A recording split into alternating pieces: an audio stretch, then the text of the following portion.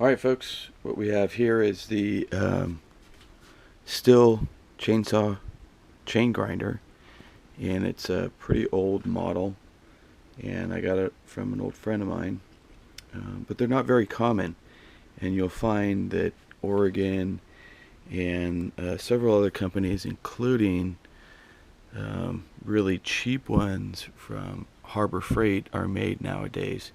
But this has served me very well, and like I said, it's in pretty good shape. When I got it, I had to do a lot of cleanup work on it, and I posted another video of this grinder, and it got a lot of interest. So I don't have any chains to sharpen today, but I just thought I'd give a little tour of the actual device.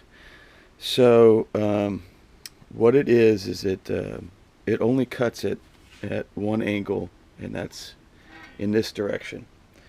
Some of the newer models can change the pitch so it can go at a 90 degree, so you can sharpen the rakers as well. And but this is an older one, and what's really good about this one, and if you're looking for one to buy, is it's a aluminum base and frame, and this intersection right here where that angle and that bolt goes through it is very solid, and there's no play from left to right when you're in the cutting direction. The Chicago electric ones, you might find that some of the cheaper ones are plastic, obviously, and they work well, but there's some wobble to them. And as long as you're consistent when you're sharpening, I think that you can overcome some of that, some of the cheaper quality ones.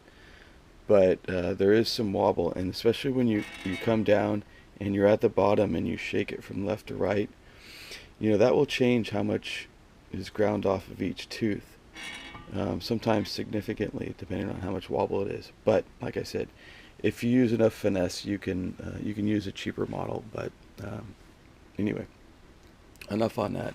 This is a Stihl brand grinder. It has a Stihl ID card with serial number. It's obviously in the Stihl colors, and it is has the cutting angles for the saws, for the chains, and obviously you go 25 degrees left, 25 degrees right, depending on the angle of the tooth. And then under here, I've already loosened it up a little bit for us to take a look. That swings back, and then you have access to changing out the grinding disc. And I think this is a reverse thread, but let me put you down here for a second and see if we can get it off. Yeah. Okay, so this is a reverse thread, and what I was told from the person I got this from was that these grinding wheels need to be changed out frequently, depending on what type of saw you're using. And you can see I wrote on this one, this is the outside, just to indicate, because you'll see on the edge of the discs it'll be rounded to one side or the other, and when you're sharpening, that roundness, the way the disc grinds down on each chain, can change the the way you sharpen. All these discs are actually made by Stihl. I don't know if they do them anymore. I can look it up. But they're different sizes, and they're different widths. So this one says 140 by 45 by 12. This one says 140 by 32 by 12.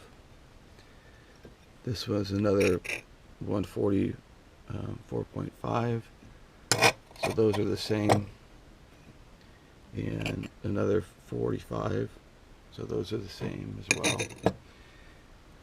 Another 4.5 by 12.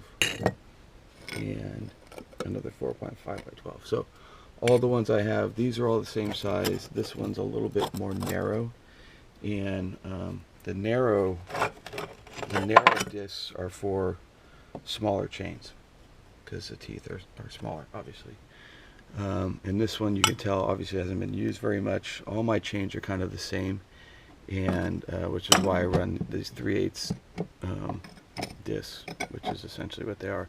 But trying to get it shot here so I can compare the two widths. I don't know if you can tell. That might work. Okay, so the taller, thinner one is for the smaller chains. The wider ones are for ones where the chains are bigger. And yeah, so that's how it works. And we have some rot or some wear in some of the hoses. The plastic piece around the switch here has sort of lost its flexibility and cracked away, but it still works, and it works very well. So let's see if I can put this together. Here, I'll put you down again so that we can see how this goes. That slides in, this, and then obviously we're doing reverse threads again. Okay. Hopefully you got that. And then we turn it on, and you can tell the motor hums very nicely. There's no excessive noise or grinding or anything like that. And which is really good.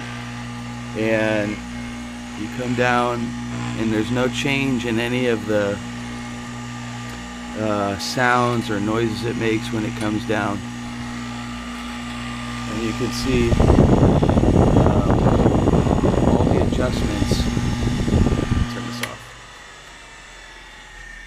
Our depth adjustment right here will have a stopping point on that block right there, and that's what prevents the grinder from going too far into the chain. And then of course our adjustments here for right pitch and left pitch, and you just go do one side, do the entire chain, all the same teeth on that one side, and then you flip it and turn it, and you can see that on the other video. So anyway, this is video is just so people can see what this device is, because I've got a few questions on, you know, where's it from, where'd I get it, and all this stuff. I really, you know, I got it used obviously from an older fella, and I don't have the history of it, but I tell you what, it's worked great for chainsaw sharpening. And you know, I have used some of the, like the Chicago Electric older junkier ones, and you know, they're functional. But when I get home and I'm not out in the area where we're cutting and stuff like that, it's nicer to be here. You set up a chair, a little work light, and take your time and do it right here. So it's worked out very well for us. And the other thing I've done is that there's only 2 bolts holding this to the workbench, this one and the other one on the other side. I've taken this thing off the workbench and taken it with me to a job site and cut there. Or, you know, that was one where I knew we would do a lot of sharpening because we're cutting a lot of hardwood. So I have done that. It's I mean, you might consider it portable, but you know, it's only 2 bolts, and you just need a 110 plug, and you can take this about anywhere. Obviously, the older model, which many of you haven't seen that one. This is obviously you know, much different. Oops, I'm making a mess here, but anyway, this is a old one, And this is designed to hook up to the car battery, which is why you have these two plugs here. And it's pretty cool. I've used it a little bit. I mean, I don't know if it's more of a novelty or not, but it's much better than doing it by hand. That's how you set the depth there. You loosen that screw.